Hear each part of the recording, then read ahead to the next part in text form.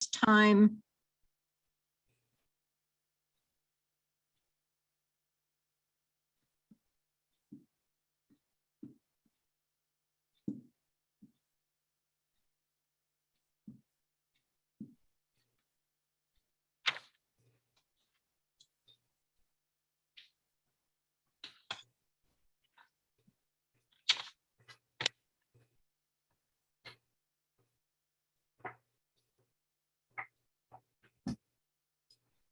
Yeah. Yeah.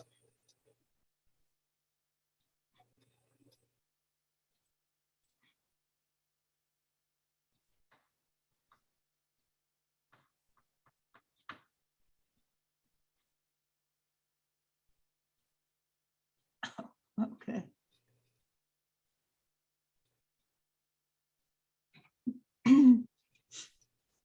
Okay, well, why don't we go ahead and get started, and we'll just have people join as they can. So welcome, everyone. This will be the end of the year meeting for the Northeast Community Policing Council. We typically do not meet in December. We have an executive meeting and where we talk about goals for the coming year and accomplishments that we've done. Per the CASA, we have to complete an annual report.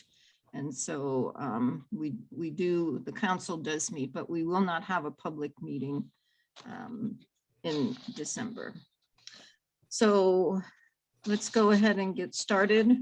I typically read for those individuals who are new to the CPCs and maybe their first meeting. I like to read our mission, which is the mission of the Community Policing Council is to promote and maintain inclusive, respectful, and cooperative interactions between the community and the Albuquerque Police Department to ensure constitutional community policing reforms are met and sustained, and to reestablish community trust with APD.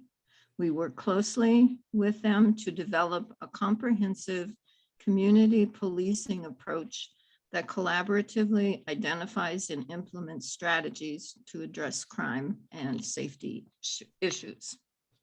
Okay, so basically that's who we are.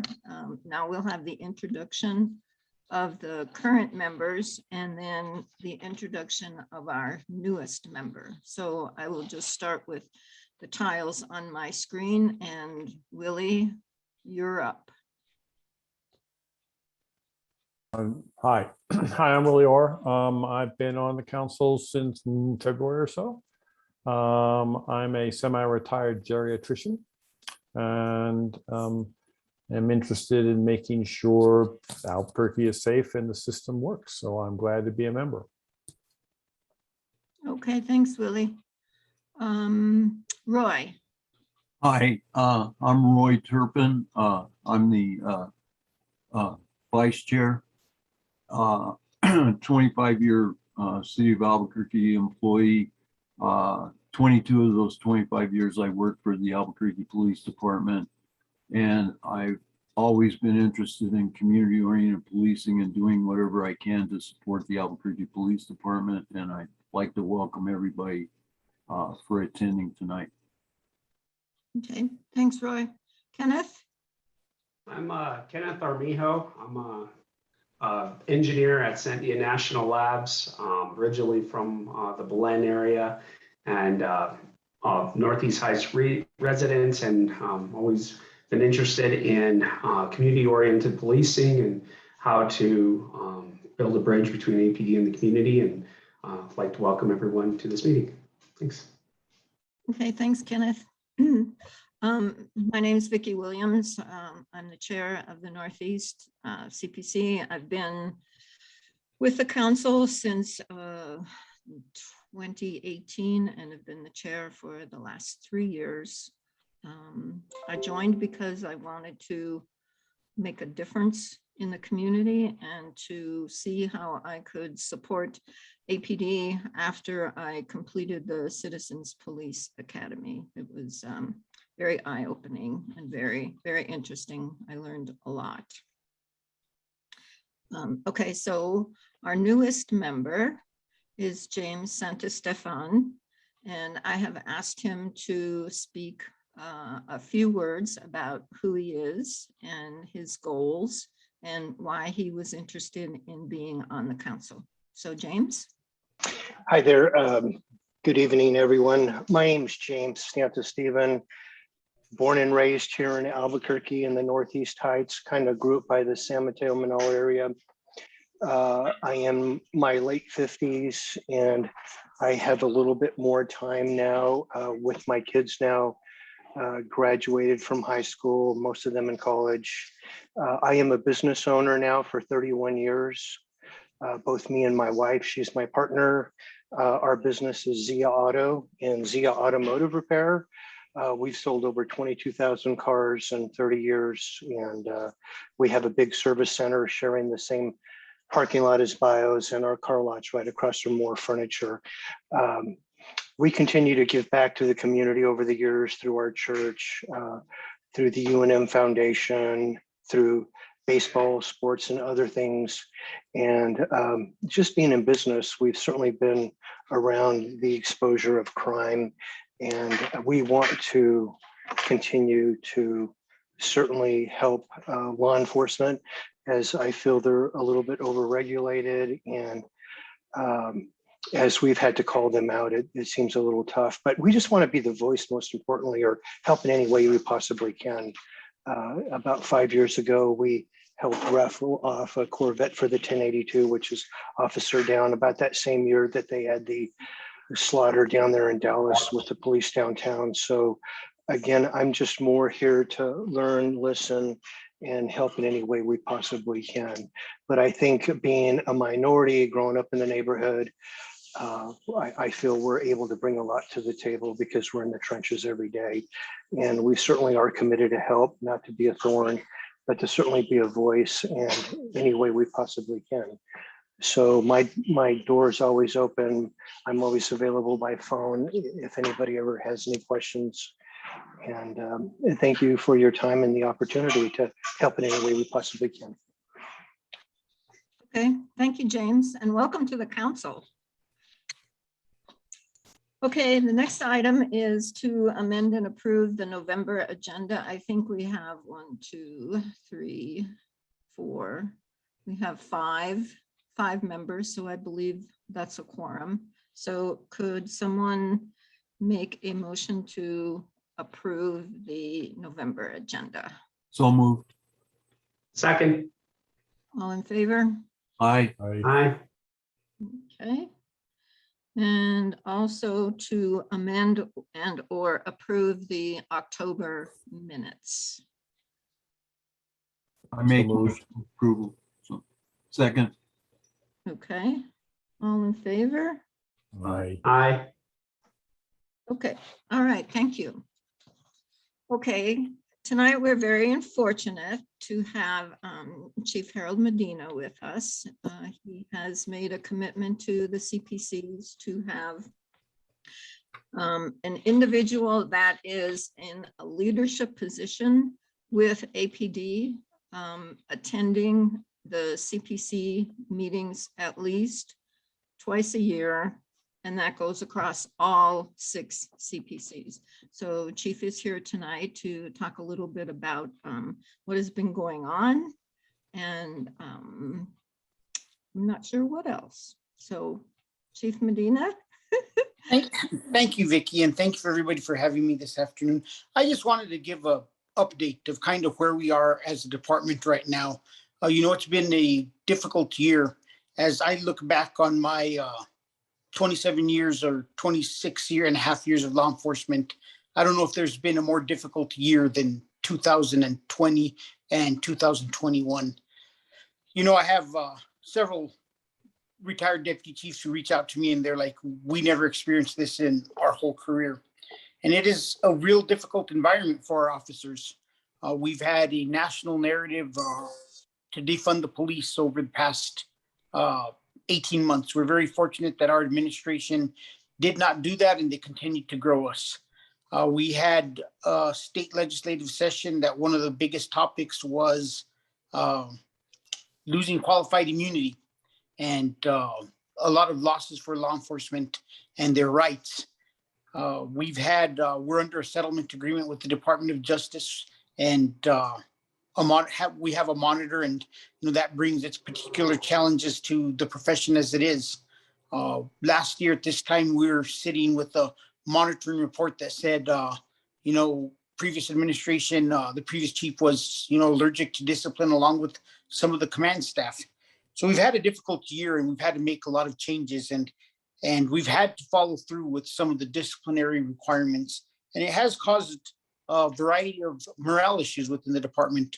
We've lost probably about 130 officers this year, not all due to the disciplinary problems. Some were prolonged retirements to 2018 when this administration gave officers probably their biggest raise they had seen in a decade. So we prolonged a lot of retirements, and thinking back, it should have been thought through a little differently of how we could have done this to prevent such a mass exodus in 2021. But regardless, that's where we're at. I'm happy to say that our recruit classes are some of the biggest classes we've also seen in the last decade. We just graduated 47. We're anticipating starting another 53 in December, with another 12 going to C&M in January, which will get us right around 65. We had wanted 70. I'll take getting 65 of the 70 for this fall classes. We'll do the same again in the spring. We have 16 more at C&M right now. They'll be coming over to APD in December. And we also are committed to hiring as many PSAs as possible and getting the civilian support staff. We had 17 additional PSAs graduate right before Balloon Fiesta, which really eased up the burden on sworn officers. And as soon as we get the next 10 ready to go, we're committed to start another PSA Academy. We've added support to investigative units in terms of our digital intelligence team. They helped us solve the homicide, which was in the media yesterday at 4th and Central. And I do want to congratulate the DA's office. I want to congratulate APD's homicide unit for all their hard work in 2019 on the Jackson Weller case. And today we got a conviction for first-degree murder. And, it's that process that we need to continue working on. We made a lot of changes in investigations in terms of giving them training in the last year. We developed our first ever detective academy. That kind of leaves us where we're at personnel. Number one, we're short all the way across the board. And that's one of my things that I want to make sure I emphasize. There are violent crime cases that aren't getting followed up as quickly as I'd want them to. There are property crimes cases not getting investigated as quickly as I'd want them to, but there are administrative cases also. And, I'm sure that we will be criticized over the amount of administrative cases not getting done on the DOJ side. But like I said, I hope the public remembers it's across the board. I could bring stacks of criminal cases, and just remember, in almost every other jurisdiction, the criminal process always takes precedence over a civil or an administrative process. So we continue that balancing act of making sure we're giving what we need to keep going forward. We have a great relationship with DOJ, and locally we're able to communicate, work through projects, and we hope we can continue to work with one another. And the other portion that we'll continue to work on is crime. We've had all our detectives work violent crime cases for 45 days. We really slowed down homicides, although we've had a slight increase in the past couple of weeks. We really slowed them down for a couple of months, and we had some of our lowest months in the year. And it goes to show, if we had resources, we're able to get cases moving and people into custody.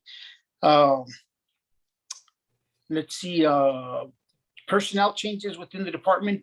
Right now, Cecily Barker, who was the chief of staff, will be becoming the deputy chief of investigations. Josh Brown, who was the Valley area commander, will become the deputy chief of the Field Services Bureau. Corey Lowe, who was the commander of compliance, will become the deputy chief of compliance. And we'll continue to make changes as needed. The Northeast is very fortunate. Commander Weber is still here, and we hope that he'll continue to serve the Northeast, because the longer you have a commander, the better the relationships are with the community and everybody as a whole. But I've never been shy to questions, and I know there's sometimes a lot of tough questions. I just wanted to give that kind of update, where we are crime-wise. Property crimes are still down. Violent crimes are up. I think yesterday when I saw the stats of the 70 biggest agencies, Albuquerque's crime increase in homicides over the past 2 years is right in the middle of the pack. I think we were about 38 with a 38% increase over the past 2 years. So we're kind of in the middle of the road of this national trend, and hopefully in the near future, we'll be able to start reducing those numbers, and we'll start seeing some relief. We're hoping the courts could get moving. The mayor's Metro Crime Initiative, 40 key points. We support them. Number one, some people need to stay in jail. It's that simple. Number two, we need grand jury time back. DA Torres will talk about it. They've had a very difficult time, like other jurisdictions across the nation, getting cases going. I think the last number Raul gave me was 1,000 of 10,000 cases, more or less, had gotten rolling on the criminal side for felonies. I mean, that's a 10% success rate that we're getting in the court system. I don't even think that would, qualify for an F in a traditional grading scale. It's way below there, and it's unreal. But we need to work together.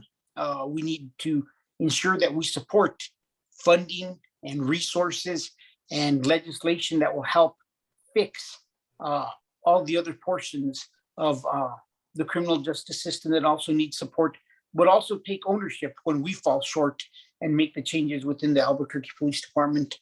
Like I said, it's not an easy road. It's a difficult road. I commend our officers every day. Some of the things that we talked about last year are still occurring. We still have breakfast with our officers once a month to hear from the lowest levels what's going on, boots on the ground. We still have briefings. We still award them. We actually extended the amount of awards that are given to our officers each month. We've included some new ones, de-escalation and community outreach. We emphasize that also in the academy. And with that, I'm going to leave some time for questions. And Vicki, if you guys have any questions, we have a little while. I got a cutoff time of about 15 minutes because it is my anniversary and I have a wife waiting for me. Oh, okay. Well, congratulations on that. So I do have a question from one of our attendees tonight, and it's rather long. So I will do my best to read it, and I believe this would probably be answered by Chief Medina. So it says, the November 7th Albuquerque Journal had an article about the Tucson Police Force trying something new to decrease the number of drug dealers in that city, which also appears to be a huge problem with our crime here. They identified dealers who were not in serious problems yet, got solid information against them, and invited them to a meeting to show them that they have been identified as drug dealers. At the meeting, they were told that they were being given a chance to make positive choices, and there were many people at the meeting willing to help them. This was the only opportunity for help that they would be given. If they did not take it and continued on their current path, and consequences in the future it would be grave. This is a real potential that they will just move to, there is a real potential that they will just move to Albuquerque. It seems that other police departments are trying something really different other than slowing down road rage by not honking at someone who cuts you off. We need much stronger, innovative programs that affect the crime rate here. All our tiny efforts to a huge problem. There have been some positive programs, but not forceful enough to change the crime climate in Albuquerque. Are there any unique new approaches to our crime problem? I think one of the things you have to remember is the individual who asked that question, they actually just described our VIP program.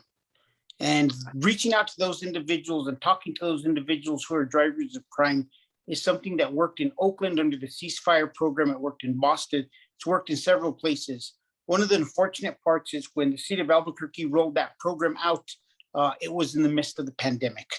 We have had a lot of success with the individuals we've contacted, and the recidivism of those that we have made that exact outreach that was described to has been very low. I do like the concept and the idea that we start reaching out to additional individuals if we could identify people involved in narcotics dealings. But we also have to remember that the climate of law enforcement has changed. I was recently talking to some retired officers, and I was explaining to them the realities of where we are today with new laws that affect usage of body cams. And our ability to do undercover investigations, our ability to do investigations we have in the past is extremely limited because of the requirements of a lot of the laws and rules that have gone forward. We're looking for those legislative changes this next legislative session, and we have been working different types of new innovative operations. We started these last year. For a long time, APD investigations didn't move social media investigations into drug dealing to the forefront. DA Torres was very vocal about this with the department. When I took over as chief, those are some of the operations that we have been planning. State Police just wrapped up an operation last week in announcing those, but we do have the exact programs you're talking about. It's a matter of us getting good, getting experience at it, being able to identify the proper groups. This digital intelligence team that I just spoke about hopefully will help us identify more clearly drivers of crime and other people that we could reach out to. But also, one of the things that we did differently was Operation Turn the Tide, where we had some success these past few months. We gave every resource investigative-wise to violent crimes so that they could catch up on warrants. And individuals in the court system mentioned how they'd never seen so many warrants coming in from APD violent crimes because we had enough people there to help write warrants for telephones, and it's helped us move a whole bunch of cases forward.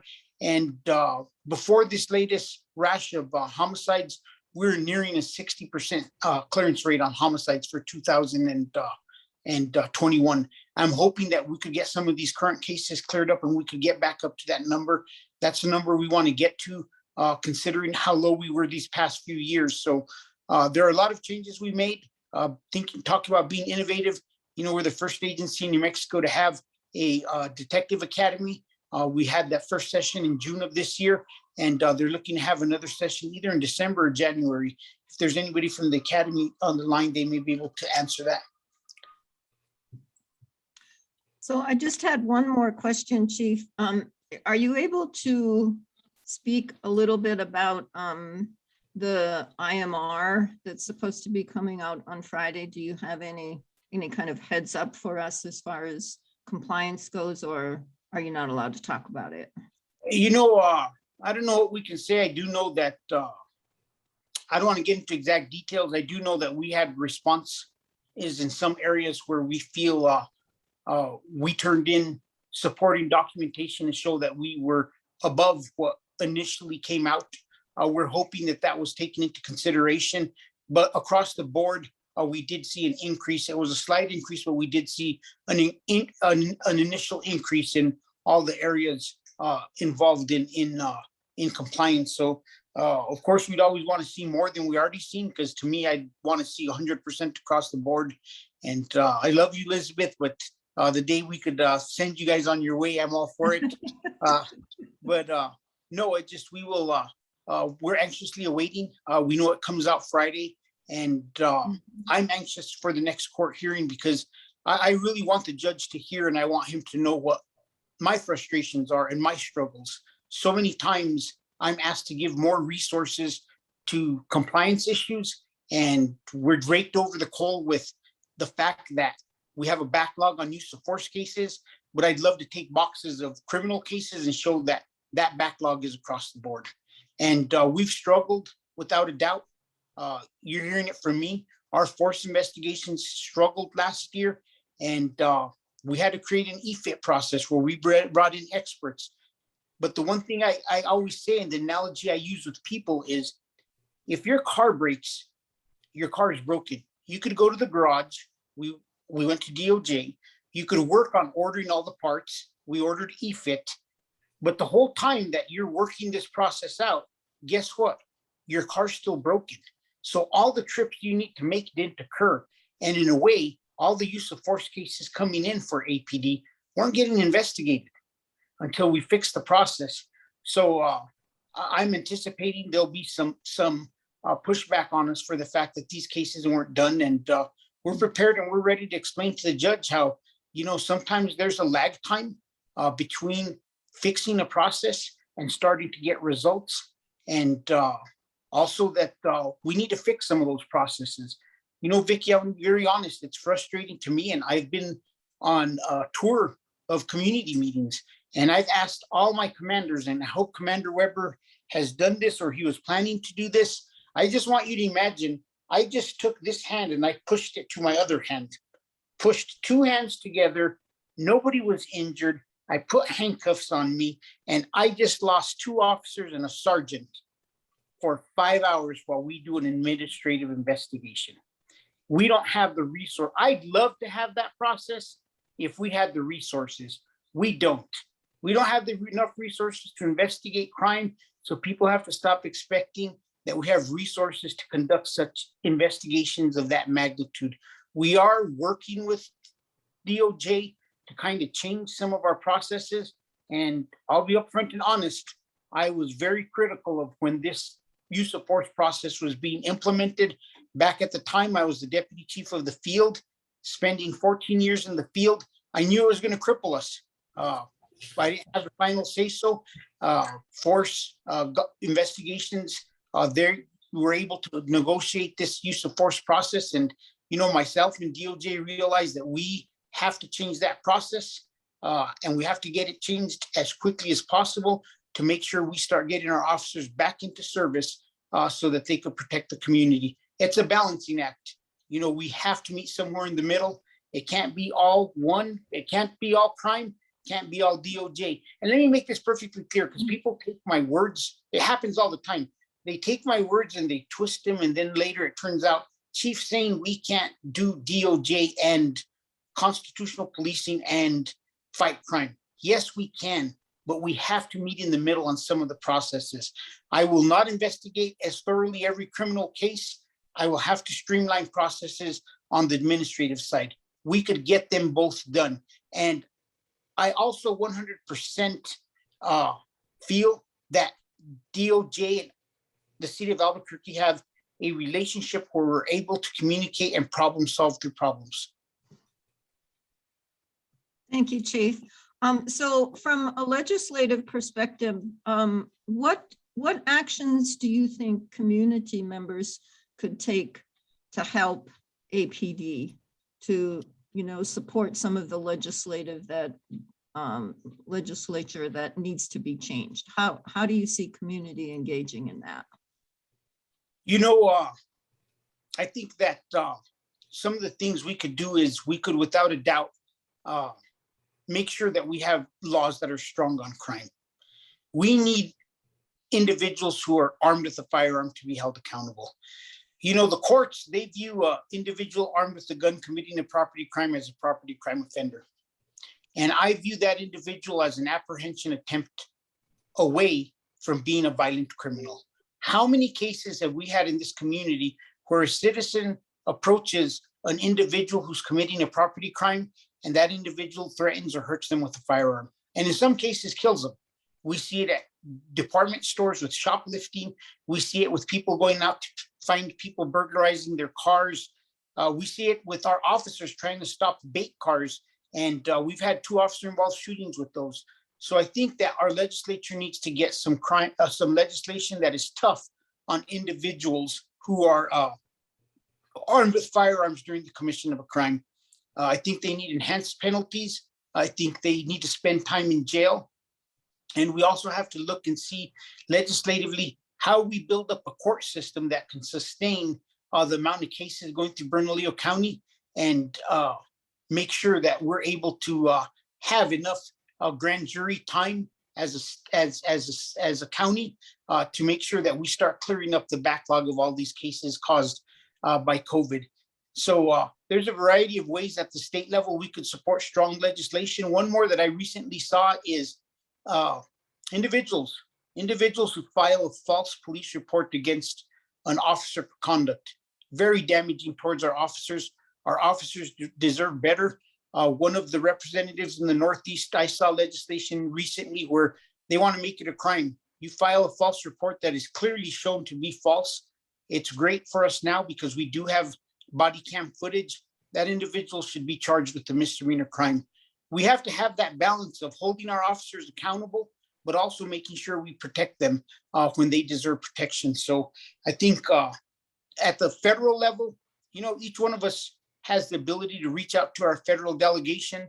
There's 2 senators, there's a representative from this area, and we need to make sure that we voice that a lot of the changes that were made for these reform processes by the DOJ, that applies to the city of Albuquerque. We're several years into our settlement agreement and our monitoring period, and I would like an evaluation to see where we're at and how we could improve. I think that a lot of those rules should be proactive, and it keeps everybody on an honest playing field. So I think there's also opportunity for us to reach out to our federal delegation. And the last thing I'll finish with is, if you have a positive thing to say about the Albuquerque Police Department, make your voice heard. I think that for too long, we've had the silent majority of the community stay quiet. Send Judge Browning a letter. I've been open to everybody, every community group I've hit in the past month. I've asked them, send a letter of support to the judge, make sure he knows that you see the differences in the police department and you see the changes that we've made, and that you feel that we're moving in the right direction. Because ultimately, this isn't somebody from the East Coast community. This community belongs to the people who live here in the city of Albuquerque and understand the diversity of our city and the uniqueness of our city. Okay, thank you, Chief.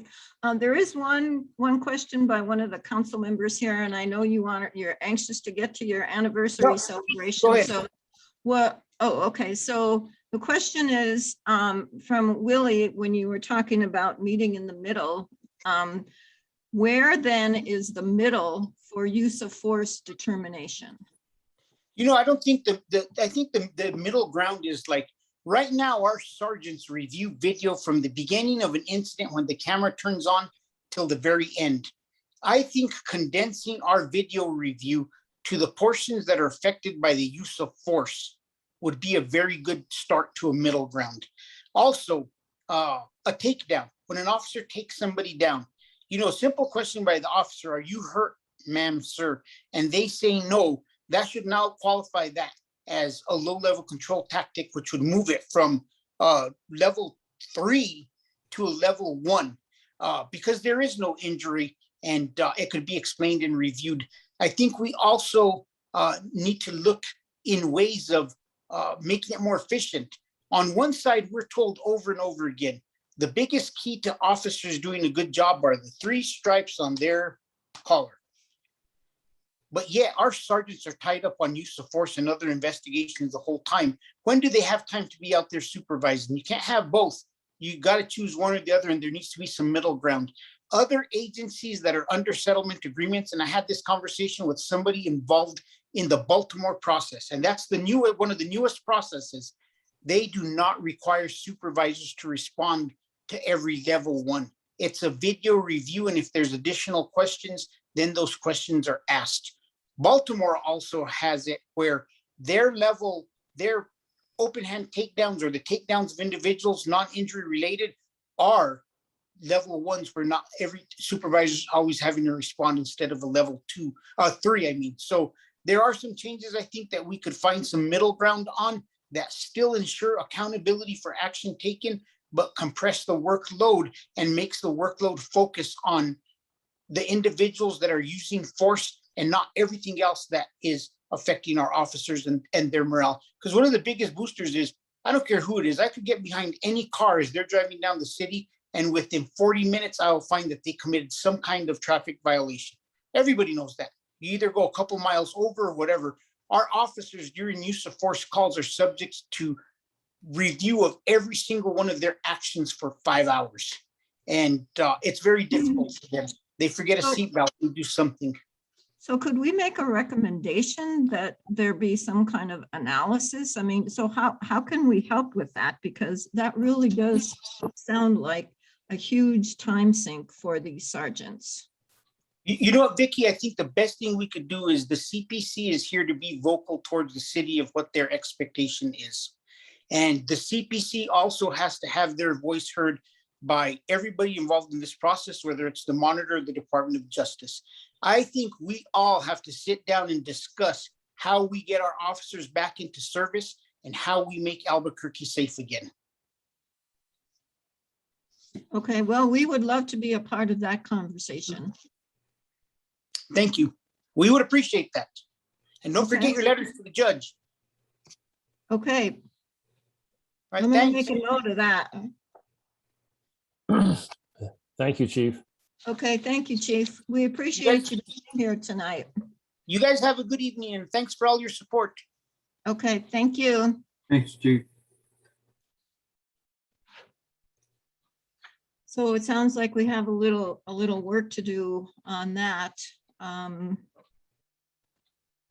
So that will be one of the topics that we can talk about when we meet in December for our executive meeting, is how we can support what the chief is asking us.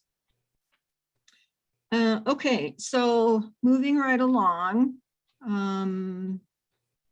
is our guest speakers this evening. And tonight we're very pleased to have Patricia Serna, who is the policy manager of APD's Policy and Procedure Unit, and her team members, Angelina Medina and Tanya La Force. And I believe Patricia is going to do a presentation on policy and the policy development process. It's something that we have talked about in past meetings and with individual meetings with council members and Commander Weber about reviewing policies, the number of policies, do they duplicate each other, do they overlap, how do these policies get formed, who's responsible for them? And so I created a list of questions for Patricia and her team. And so she has put together a presentation. She'll discuss the policy process itself and then answer some of the questions that were posed by council members. So Patricia, welcome to you and your team this evening. We're very excited to have you here and anxious to see your presentation.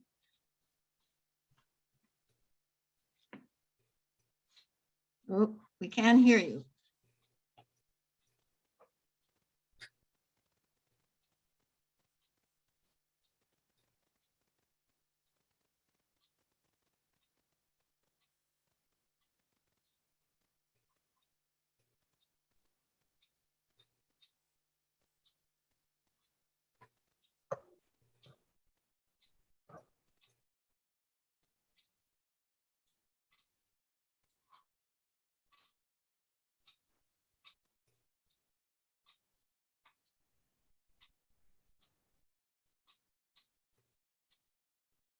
So while Patricia gets that settled, we'll introduce ourselves.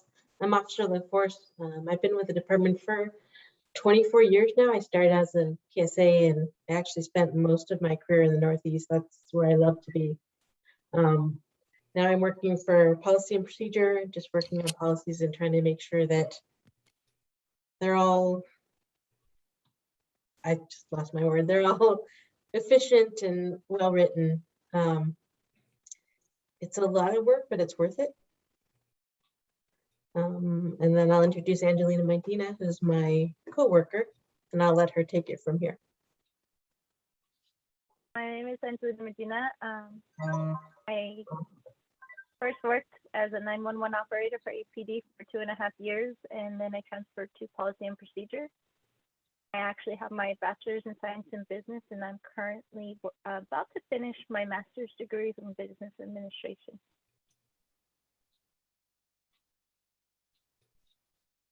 Okay. a little trouble.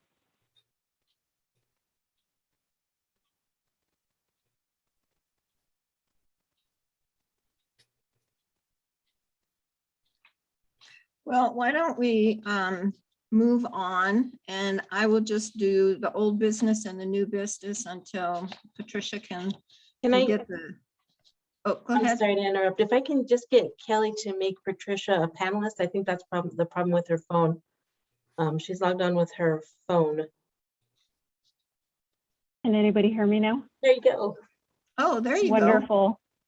I'm really sorry about that. I always call in on my phone. My apologies. Vicki, thank you so much. Angelina, Tanya, thank you so much. As Vicki pointed out, my name is Patricia Serna. I'm the policy manager for the Policy and Procedure Unit.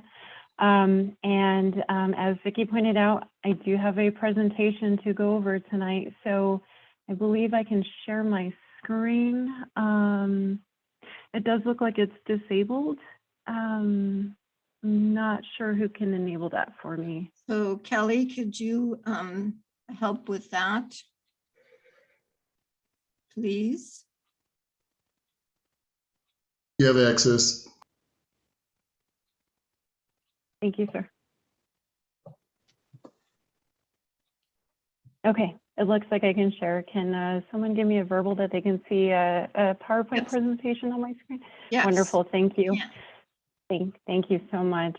So just a quick outline of what I'm going to talk about tonight. So I'm going to briefly go over where the Policy and Procedure Unit, also known as PMP, is organized within the APD larger organizational structure.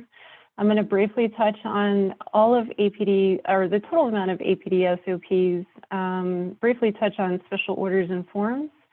And then next, I'll talk about why APD has a policy development process. And Vicki had mentioned before that she and the other council persons had provided us some questions.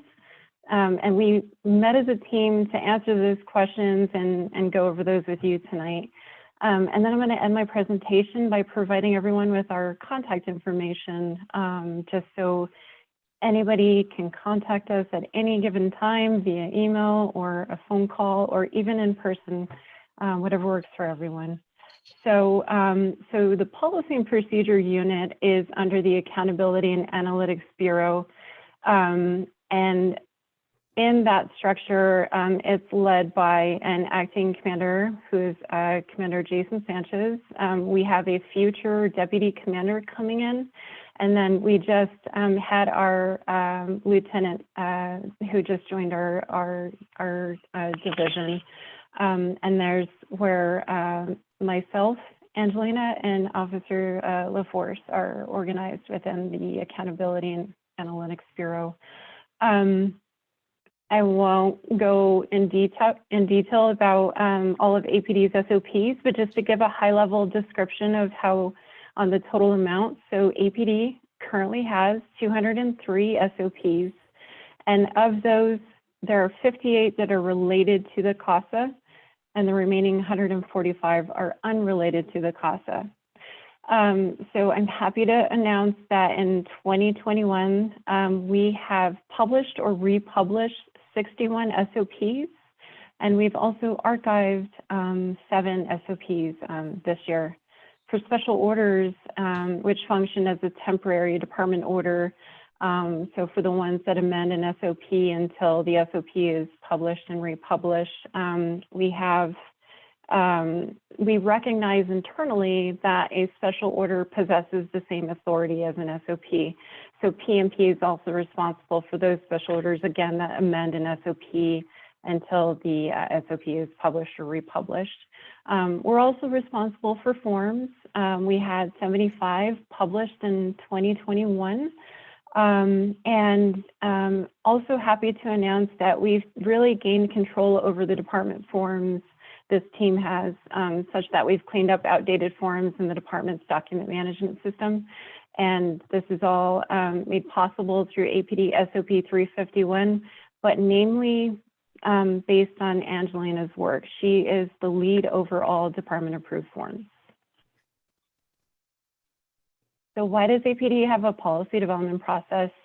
I'm going to actually just point out that the court-approved settlement agreement, the most current, the second amended and restated paragraphs 138 through 148 really govern how my team and I manage this policy development process, and now we're able to push these 203 SOPs through this process in a safe, hopefully transparent manner.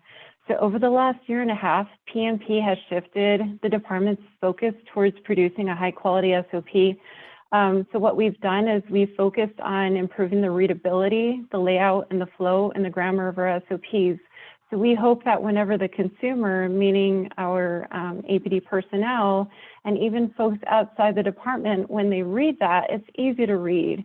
And it doesn't, it's not inundated with language that, you know, is hard to understand. And it's also laid out such that it can either be in chronological order to describe a process, or it's organized based on major topics that the SOP governs. So currently, APD SOP 352, which is titled Policy Development Process, it's currently going through the policy development process. So in our policy draft, I want to share with you what we have outlined in the form of a flow chart, and that's our 7 steps of the policy development process. I'm hoping that by everybody seeing this flow chart, it'll help you to understand what the process is for an SOP as it goes through those 7 steps in the policy development process. So just bear with me one moment.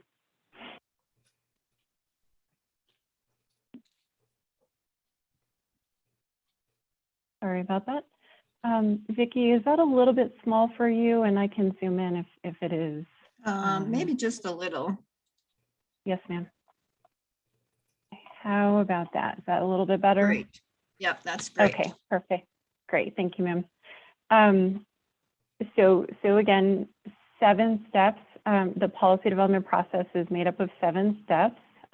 Step 1 is where a lot of time is spent between the policy owner and one of my team members and me. And if needed, we will lean on other individuals to assist us in doing this policy review, policy analysis and revision, and data review. After we heavily review and analyze this SOP, we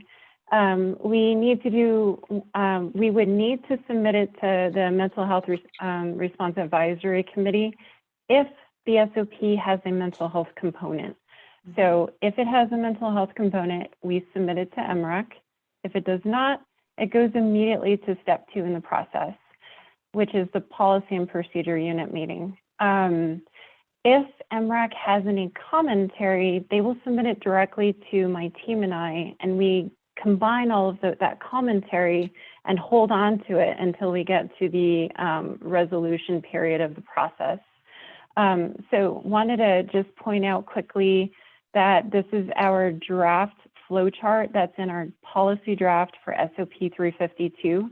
So while here where it says in step 3 that we have a 45-day commentary period, that is not quite in effect. We actually currently have a 15-day commentary period for review by department personnel. And then we have a 30-day CPOAB period, or excuse me, a 30-day period for the CPOAB, as everyone knows, is the Civilian Police Oversight Agency Board, to do their review. And then anybody outside of those 2 groups of folks can also provide their commentary. So this flowchart is a little bit different than what you're going to see in the current published version of APD 352, but this is a huge improvement because we're giving our stakeholders more time to review the SOP. Another thing quickly, just to point out, in the current APD SOP 352, MRAC was only being given 1 week to review the SOP. Now we're going to give them 2 weeks, so another huge improvement. So after this 45-day commentary period, and during which these 3 groups of individuals can submit their comments, we go to step 4, and that's the post 45-day commentary period. It's during that time that the policy owner, my team and I, and potentially anybody else who needs to assist us, meaning maybe somebody from city legal if we need a lien on them, and we also have a policy consultant who may help us. We will all collectively together look at these comments and resolve them, and then revise the SOP in kind. Once we got our policy in place, once we have it revised, we can move on to step 5, which is to schedule for the policy owner to present their policy draft to the Policy and Procedures Review Board. This is an APD board that is selected by the chief, and they meet every 4 weeks. And hopefully the policy owner and my team and I can get the PPRB's approval on the draft. Sometimes they may have to table an SOP and ask that policy owner with our assistance to revise it because they see some problematic language. It does happen, but not often. Next step, if the SOP is a CASA-related SOP, we would move on to this step in the process, which is actually submission of the draft to the Department of Justice and the Independent Monitoring Team. It also goes to the Albuquerque Police Officers Association. And so it's during that period where we'll have another sort of commentary period where those 3 groups will provide their comments, and those comments are looked over again by the policy owner and my team and I, and the city attorney. After all those comments are resolved and then we resubmit the document, we hopefully can get the DOJ's and the independent monitoring team's approval, which takes us to step 7 in the process, which is the chief of police's review and approval, followed by publication of the SOP in our document management system, or Power DMS is the current vendor that we're using. I'm going to just briefly stop just in case anybody has any questions for me before I move on. So I have one question. So looking at Yes, the ma'am. process, just on the average, once you start the review of a policy, what's the general time frame for it to go through this process and then actually go into effect? What's the timeline for completion?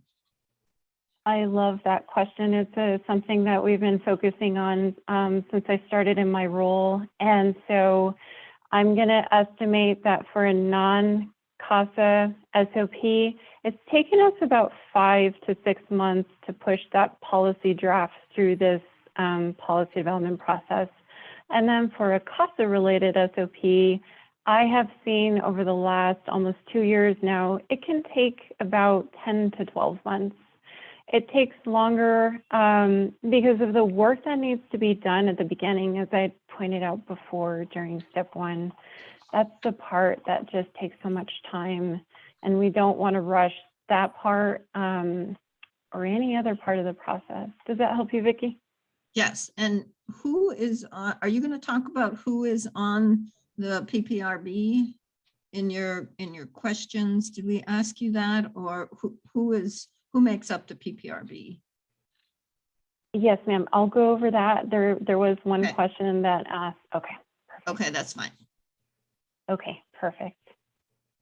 Any other questions that I need to take at this time, Vicki? Would you like for me to wait or look at the chat? I think we're good. I think we're good to go. Okay, great. Thank you. Okay. So again, here are those questions. Starting with question 1. So who writes the policies and how is it determined that a policy is needed? So the policy owner and their designee, if they have one, and then my team and I, who is PMP personnel, APD personnel, and external stakeholders, we all contribute to the policy writing and revision process. I had mentioned before that APD has a policy consultant. That's actually Judge Sharon Walton. And then we may lean on city legal if needed, if that SOP is heavily governed by federal, state, or local laws and regs. And how is it determined that a new SOP is needed? So it's not often that APD needs to develop and implement a new SOP, but when we do, APD personnel will seek to write a new SOP when a new division, section, unit, or program is created. Second question was, who determines the owner of a policy, and what are the qualifications to be a policy owner?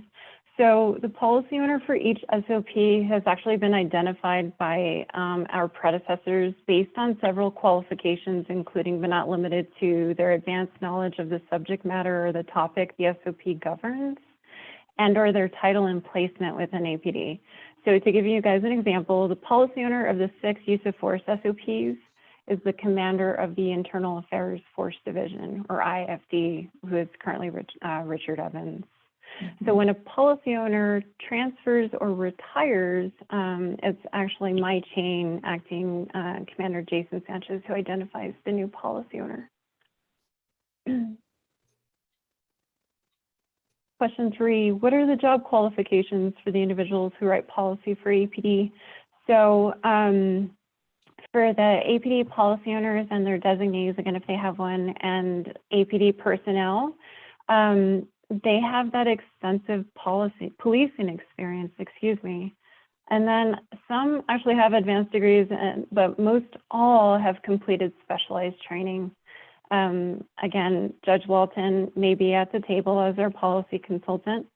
And then in terms of the qualifications of our external stakeholders, it just ranges from whatever experience the CPOA and the CPOAB and Vicki, you and your colleagues bring to the table, and our community members. And then again, as I stated before, if we need assistance from city attorneys. When it comes to my team and me, because we have the most, we know the process the most intimately, and because we have the most contact with these SOPs, I'm going to have my team just describe their experience. So Angelina, if you want to go first, ma'am.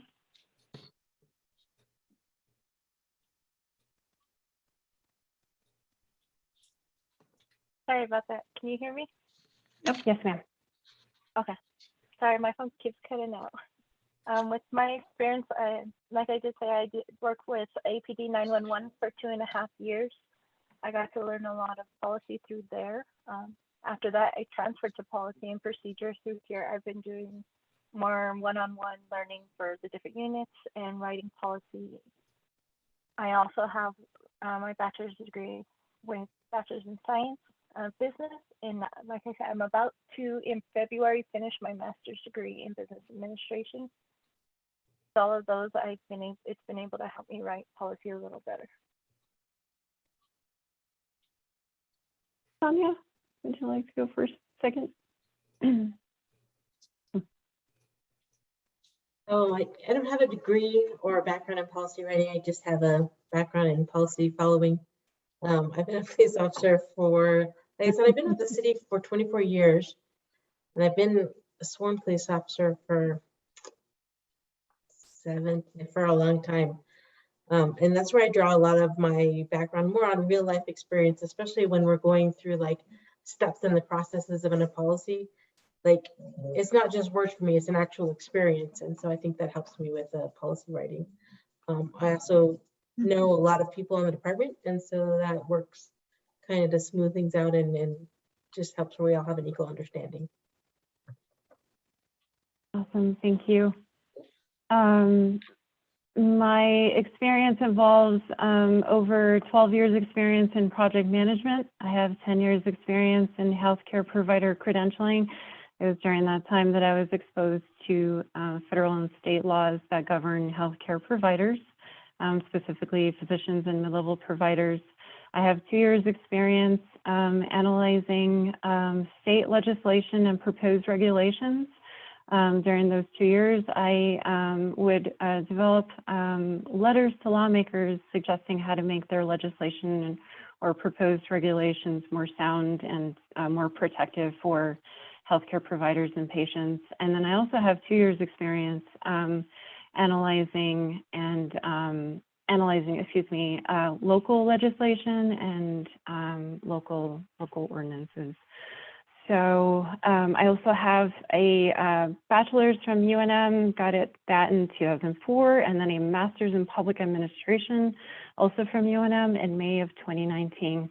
Since I started at APD in February of 2020, I've been just developing my skills in terms of broadening my understanding of laws that don't pertain to healthcare, because obviously that doesn't apply very much in my job. So broadening it out to criminal law and just continuously trying to add to my experience there. Question 4 was, so we understand field officers have the opportunity to provide feedback on the policy. Who reviews the feedback, and how is it determined to incorporate or not the feedback from the officers? So that is correct. So after the policy owner or their designee presents their policy draft at a PMP meeting, Angelina will upload that draft in PowerDMS, which is the department's document management system, for a period of 15 days. So again, if people are scratching their heads saying, well, I thought she said 45 days, and I'm pointing out 15 days, it's because current APD SOP does say that we have to, we go by that 15-day commentary period.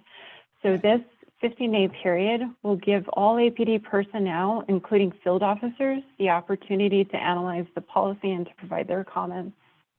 After the 15-day commentary period ends, Angelina downloads and emails those comments to the policy owner and their designee, and to her team and to us. So for non-CASA SOPs, the policy owner and their designee will review the comments and resolve them. And for CASA SOPs, the policy owner, with assistance as needed from a city attorney, will review and resolve the comments. So we will all collectively work together. When I say we resolve those comments, we resolve them by revising the policy draft in response to those constructive comments and or suggested revisions that we get from APD personnel. Question 5 was, what is the function of the PPRB and how are the members selected and what are the qualification requirements for members? So the function of the PPRB, at least for the voting members, they shall assist in developing each new SOP to ensure that it provides effective direction to department personnel and remains consistent with the current court-approved settlement agreement, or CASA, as well as best practices and current laws. PPRB voting members will also review and revise each SOP 6 months after it is implemented and annually thereafter. And then PPRB voting members have the specific responsibility of evaluating the following elements in SOPs and policy drafts, including clarity of language, conflict with existing SOPs, compatibility with federal, state, and local laws, union contracts, and city administrative orders and directives, and related policy and policing issues. And in terms of the composition of the PPRB, so the PPRB members shall be appointed by the chief and comprised of the following representatives. So we have folks from the APD, we have one representative from each one of these areas. So one from the APD Academy Division, one from the APOA, hoping to get one from the American Federation of State, County, and Municipal Employees. And to continue on with the voting members, we have the CPOA Executive Director or their designee, the CPOAB, whomever that may be, and a representative from the Field Services Bureau, including an officer level representative as well as a supervisor level representative. We also have a rep from the APD Investigative Bureau, APD Management Services and Support Bureau, and the APD Technology Services, should be unit, not division.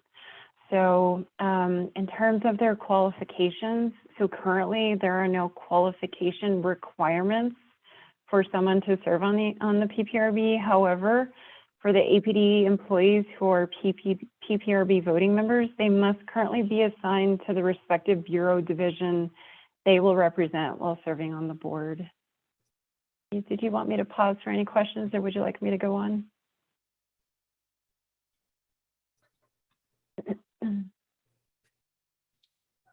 Let's see here. So I have one question from a council member. It says, all comments responded to so commenters know why or why not their comments were not accepted. Oh, are all comments responded to? So if an APD field officer submits a comment, is there feedback to that officer to say, we received your comment and here's why or why not that comment will not be incorporated into the policy? While it's not required per APD policy for the policy owner to let the commenter know whether or not they took action on their comment, I have noticed lately that the policy owner will reach out to the person who commented to give them an explanation as to whether or not they did take action. Sometimes you have people asking questions rather than commenting about what could be improved. So I've also seen our policy owners reach out to the commenter to answer their questions. So again, it's not required per policy that we let them know that we did or did not take their proposed recommendation. But again, it's a great practice that I've seen recently among policy owners that they will reach out to the person who commented. So do you feel like the officers that are commenting on policies that are going to affect their job, right, on the streets, do you feel like you're getting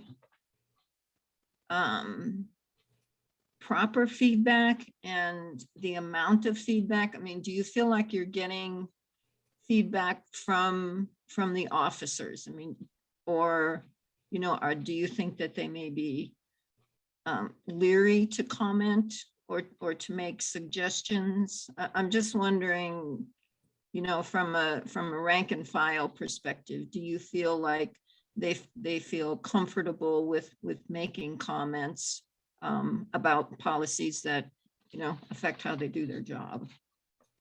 Mm-hmm. If I were to answer that question based on the volume of comments that we get, the nature of the comments that we get, and then the comments that we receive based on the commenter's rank, I would say we don't get a high volume of commentary from personnel that span the ranks on the average SOP. So you're probably wondering what I mean by average. So I would say your non-CASA SOPs that aren't high visibility, high impact, have a lot of impact on the operations and their responsibilities. We don't get a whole lot of comments on them. You know, we get some people complaining and, you know, we take it in stride and we move on, Right. you know, we don't prohibit them from voicing their opinions. Right. But when it comes to those high impact SOPs, yeah, we definitely get a lot of comments. So the 6 use of force SOPs, they're all going through the policy development process right now. And we have gotten lots and lots of comments from individuals throughout the department. We do have our folks who are very comfortable commenting. More often than not, we see those same folks always commenting. But for these particular 6 SOPs, there's been an uptick in commentary for sure. Yeah, they are making sure to let us know that they have concerns and they really want to see some things change. And we are seeing trends for them to make comments on the same provisions within the 6 SOPs. So yeah, it just depends on the SOP. I hope I answered your question. Okay, yes, and the PPRB, they see all of those comments, right? Yes, ma'am, they do. Right, They do. okay. And that's actually in my current slide here for question 6, which is, does the PPRB have the opportunity to review feedback from the field officers? Do they have the authority to incorporate changes? Yeah, based on the feedback. So yeah, so 1 week before the PPRB meeting, during which those PPRB voting members vote on the policy draft, Angelina will provide the PPRB members the commentary that was submitted from APD personnel during that 15-day commentary period. And yes, the PPRB can request for the policy draft to be revised during the PPRB meeting in response to commentary from all APD personnel. And in the area of Power DMS, the Department's document management system, whenever someone makes a comment on a policy draft, it's a continuous thread of commentary. So our personnel can actually see each other's comments. It's not something that where you log in and you don't see everyone else's comments. So that kind of drives some of the commentary as well, because someone may have a lot of insight about something, they'll make the comment, and then you have some other folks who will in turn say, oh yeah, I agree with so-and-so's comment. So I'd like that feature in our document management system such that it lets everyone see everybody else's comments. I don't see anybody complaining about that or having a concern about that. I actually think it works in everybody's favor. So one other question is, how does the PPRB review all policies yearly? That seems too much review. I mean, if you have over 200 SOPs and it takes, you know, you were saying between 5 and 6 months for non-CASA and 10 to 12 months for CASA related. I mean, do you have a timeline or a schedule for, you know, bringing up the policies that need yearly review, and are some of them streamlined somehow so that you can review them on a yearly basis? Right, great question. So those 203 SOPs are on a different revision cycle. So it's not that all 203. Yeah, they all cycle through at different times. So yeah, and with my current team and I, we focus a lot on quality and lead times, project management. We try our hardest to make sure that we got a high quality SOP advancing through each step in a timely manner. So it's definitely a hard balance to strike, but I feel like we're doing a great job lately with that. This team is doing a really great job doing that.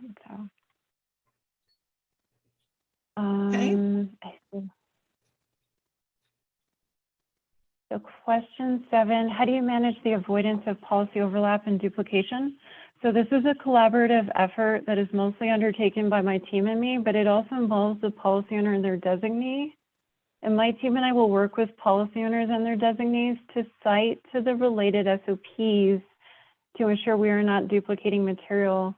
So when I perform QA on a policy draft, I will also ensure that we are citing to the correct SOPs and ensure we are not duplicating material.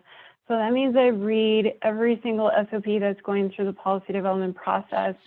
I'm a human. I may make a mistake and I may miss something, but I try to ensure that if language sounds similar or may sound as though it's captured in another SOP, I'll go and check to make sure we're not duplicating it. And again, to not duplicate material, what we would do is we would take a policy draft, and if it talks about something that's already in another SOP, you take that policy draft and you simply cite to the other SOP.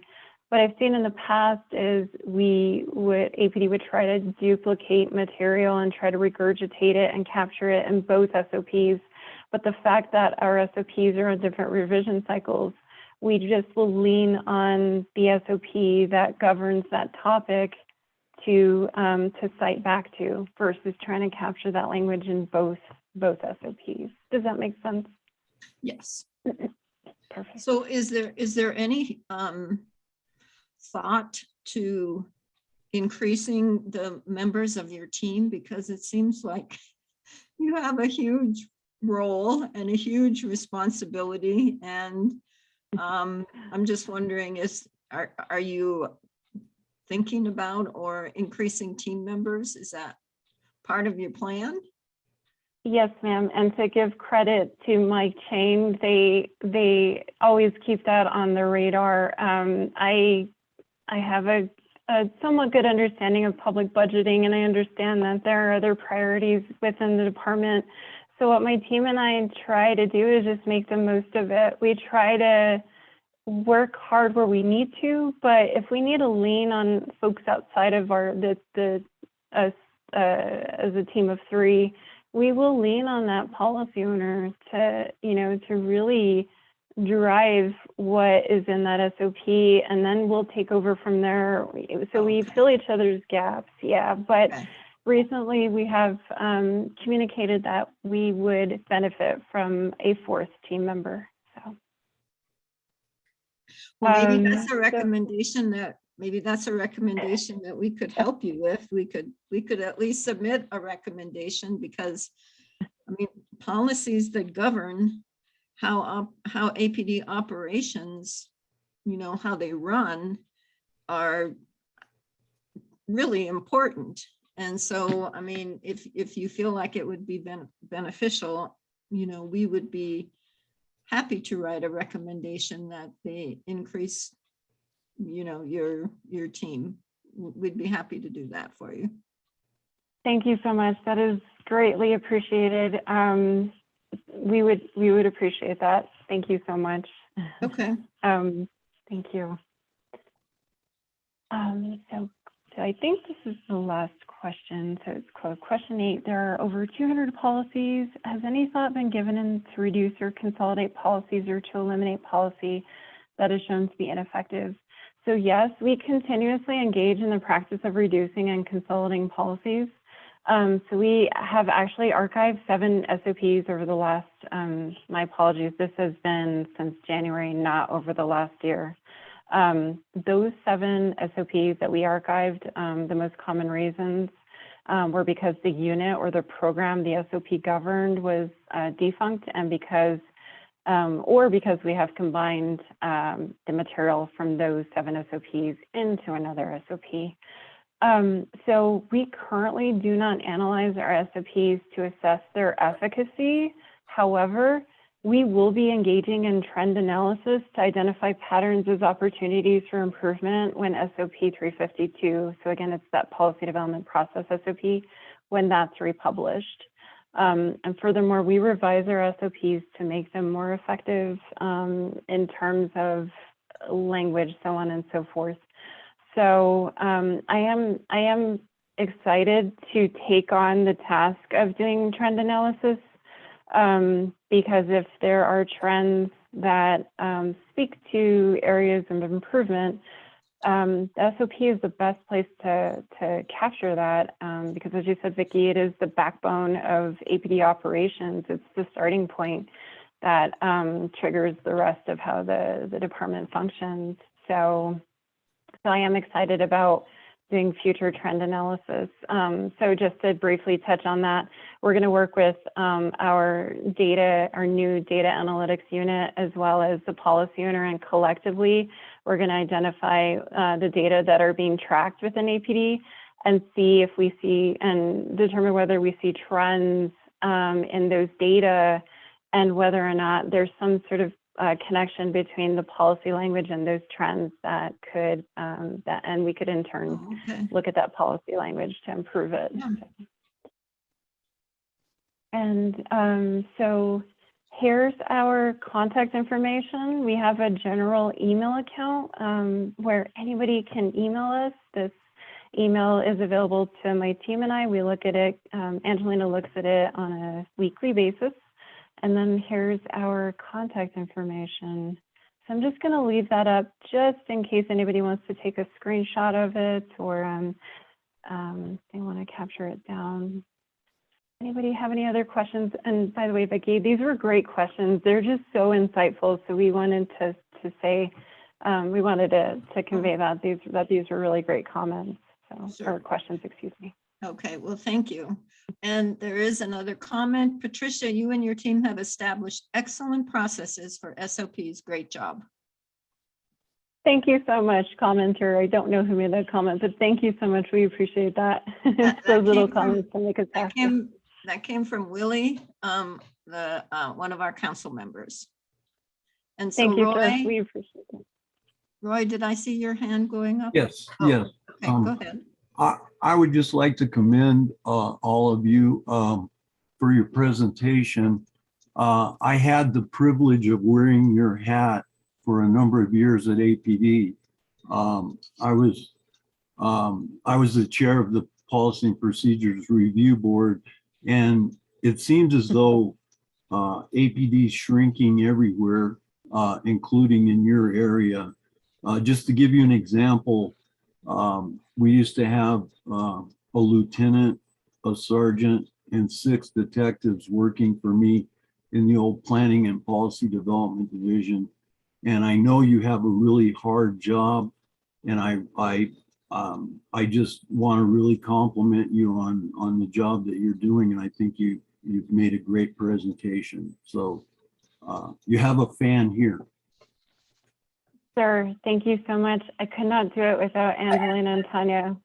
I love my team, and I actually love my job. I'm not just saying that. So thank you, sir. Really appreciate that. That's also good to know that you used to wear my hat in some sort of way.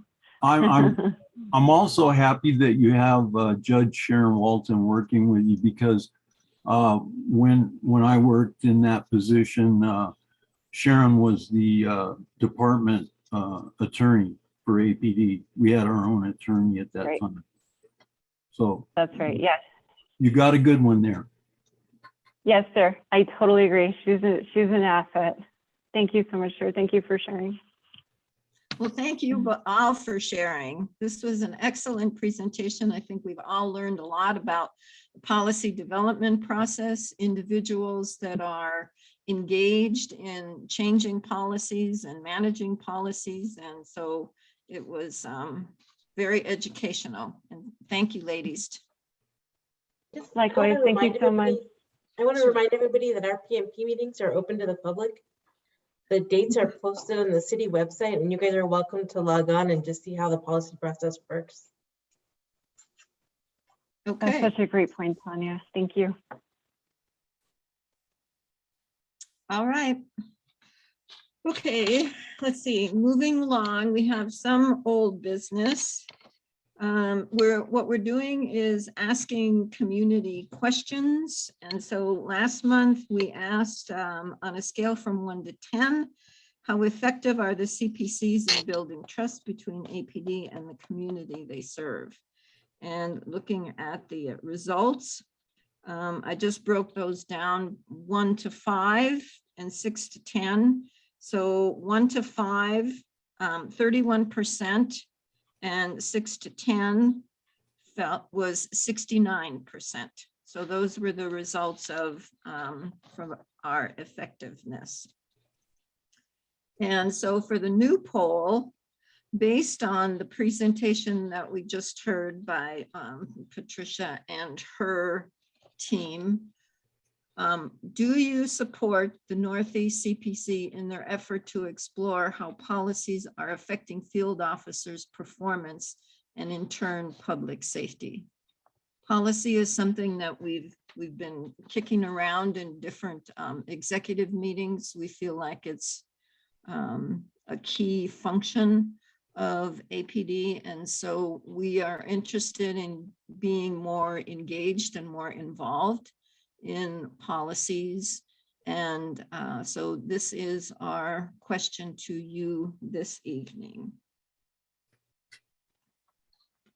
So if you just want to go ahead and answer, I think panelists are not allowed to answer the question, so it would be the attendees can go ahead and answer that question. And then we will announce the answer to the poll in January.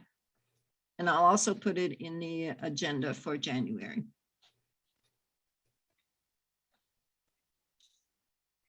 Okay, so as I mentioned early on, we will not be having a public meeting in December.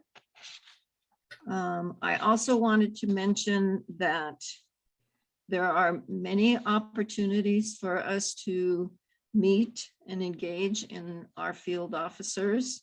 And on the Northeast Area Command website, they post different events, coffee with a cop on a corner, bagels and badges, and briefings that we can attend to go and meet our officers. So if you're interested in meeting our officers, just check out the Northeast Area Command website. Commander Weber posts those. All right, so now we move on to APD's presentation section of our meeting this evening. And the first thing that's on the list is I don't remember, I think it might have been the Southeast or the Foothills meeting, whatever. But they had the commander of the Northwest, Commander Sanchez, and he was talking about that each command area has been tasked with creating a community engagement plan. And so I would like to ask Commander Weber if he could give us an update on what he sees the plan is for the Northeast and how the CPCs can help you accomplish whatever goals or missions you have in that plan.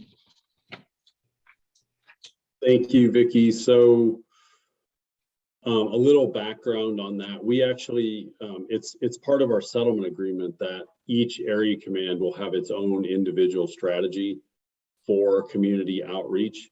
And so as a group, the 6 area commanders, we got a presentation from Dr. Rickman. We met with some of our own people internally, and it sort of gelled this idea that every area command would have its own outreach strategy. And the reason for that is because they're all little pockets of the city. Every area command is actually its own, in a way, it's its own police department. In fact, the Northeast Area Command is probably larger than, I don't know, maybe half the, I went to the FBI National Academy a few years back, and I would say many of the chiefs of police or assistant chiefs that I met out there had departments that were smaller than our Northeast Area Command. So in a way, it really is its own little self-sustained police department. Its clientele, if you will, or the people that it serves. Hold on one second. My dog is acting up. Oh.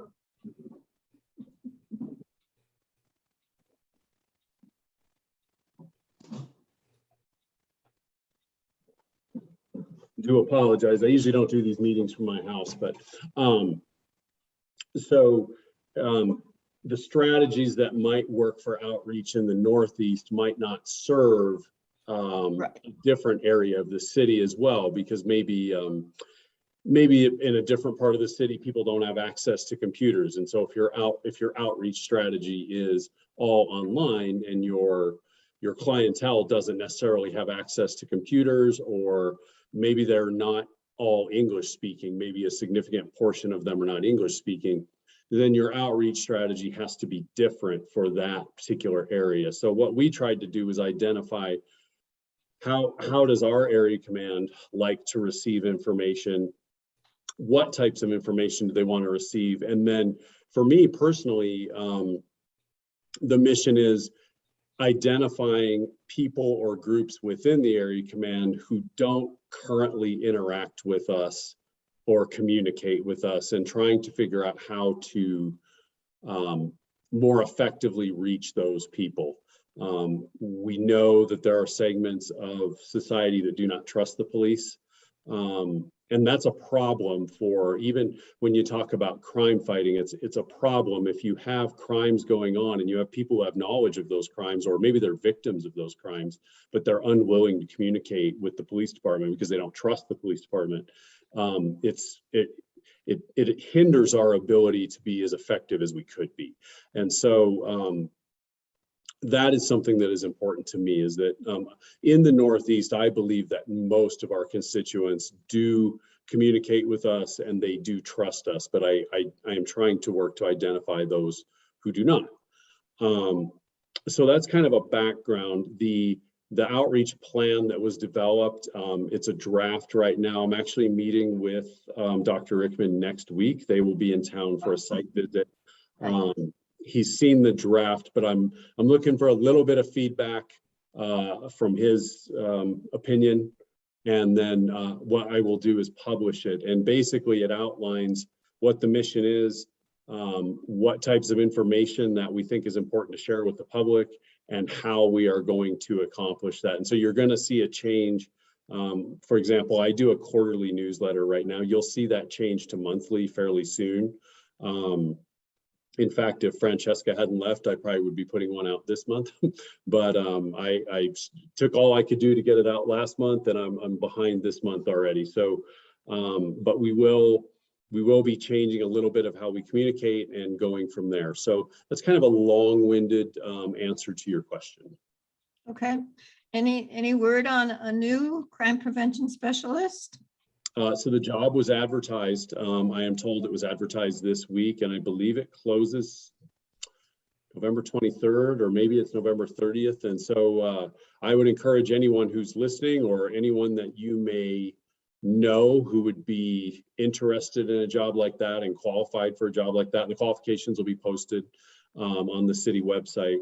You know, we need someone who's interested in helping us work with the public to prevent crime. Okay. Thank you, Commander Weber. Sure.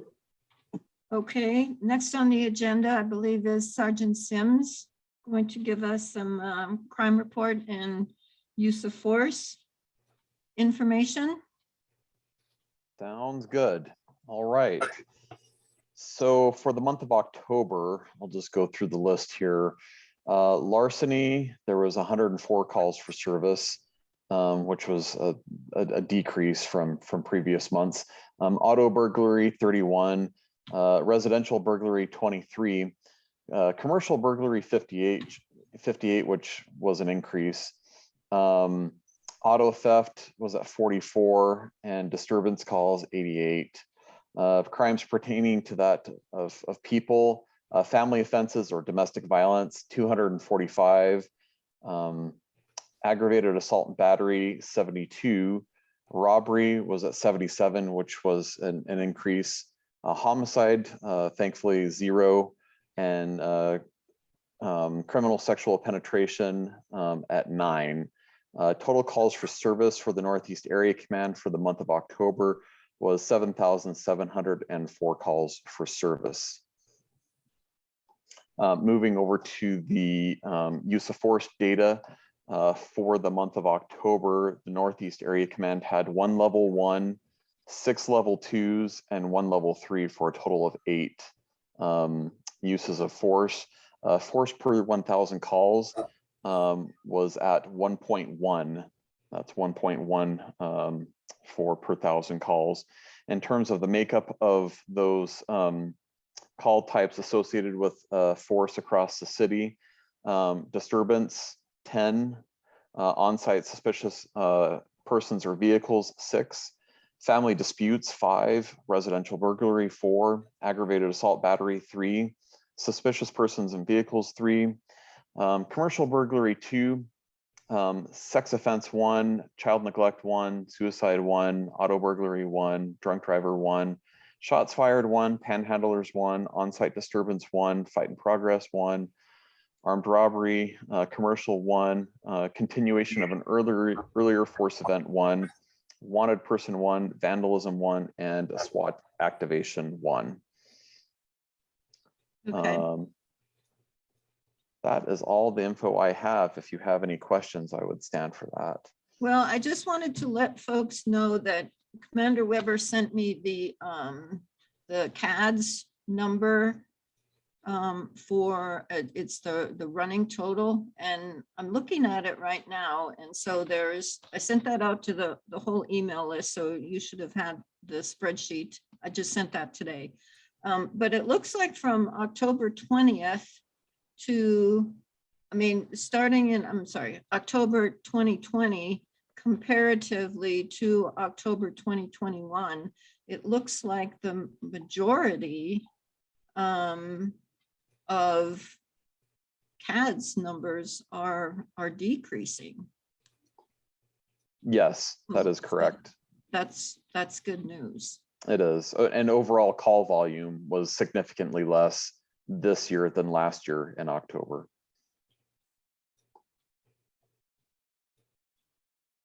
Okay. Let's see. There was one comment in the chat about the judge's address or email. And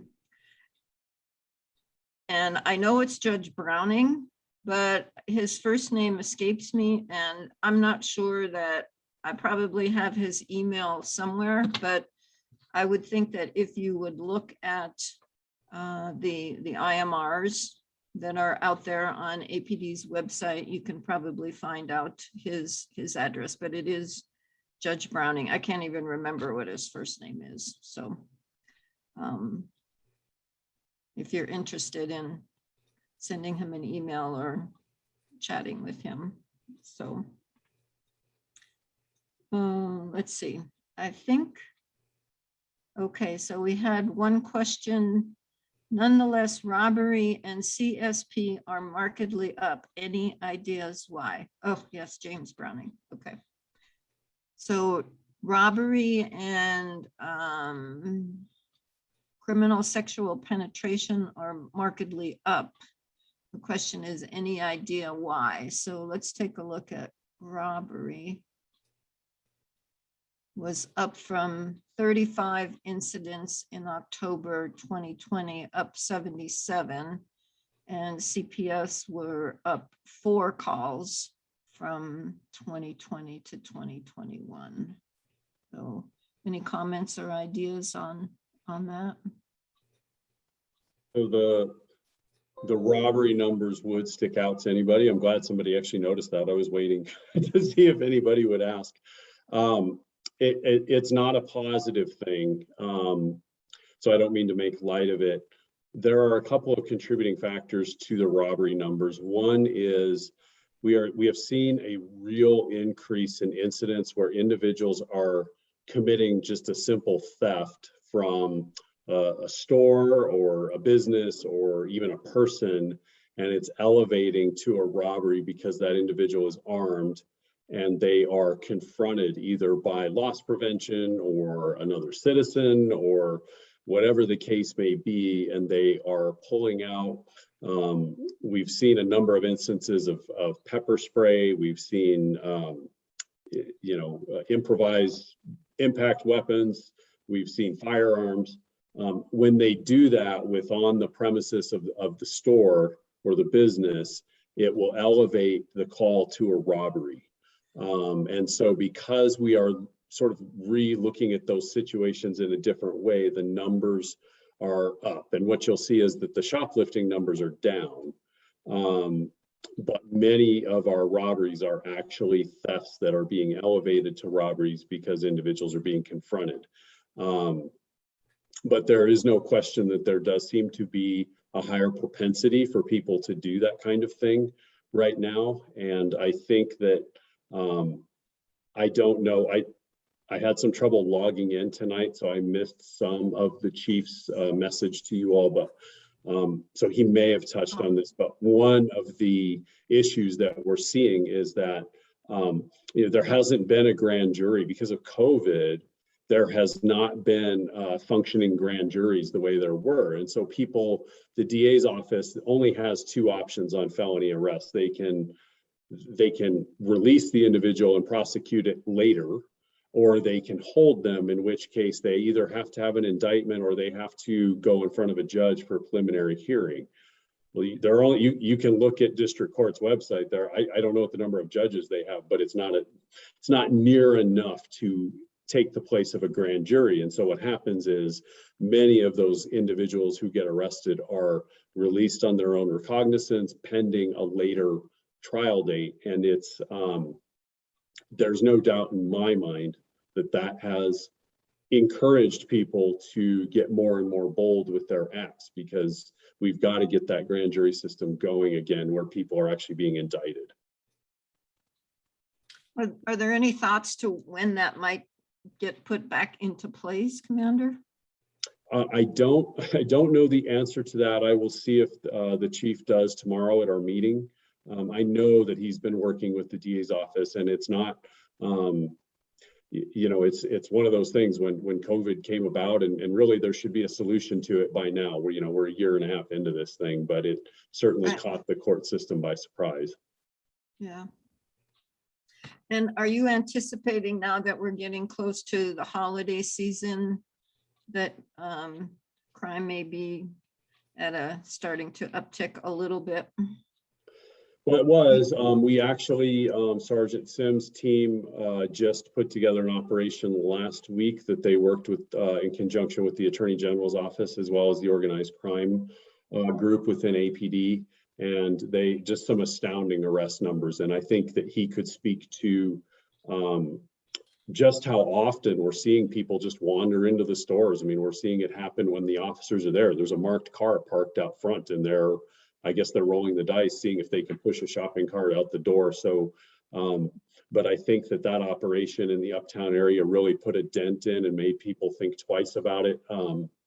By the end of last week, we had over 20 felonies arrested, and coming up here into the shopping season, I'm actually meeting with the mall management next week, and we will be doing a similar operation to what we had done on Montgomery last spring.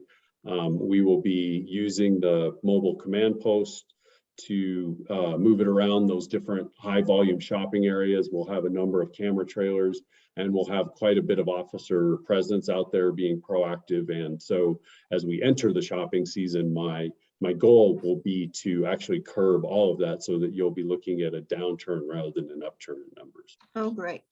That's great news.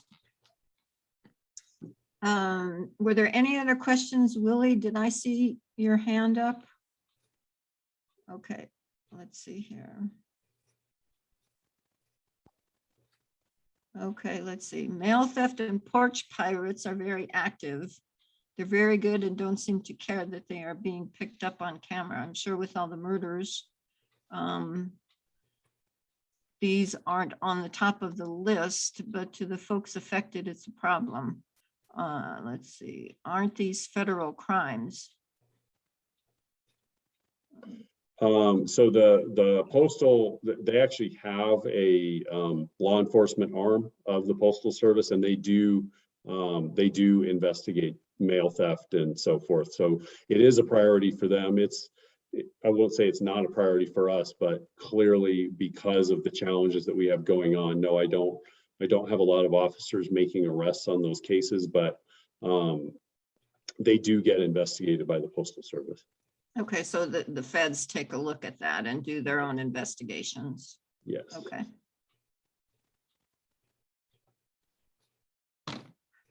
Okay. Any other comments or questions? Marion is saying, based on conversations with DA and courts, maybe unlikely grand jury time will be increased. New Mexico Supreme Court reportedly opposes.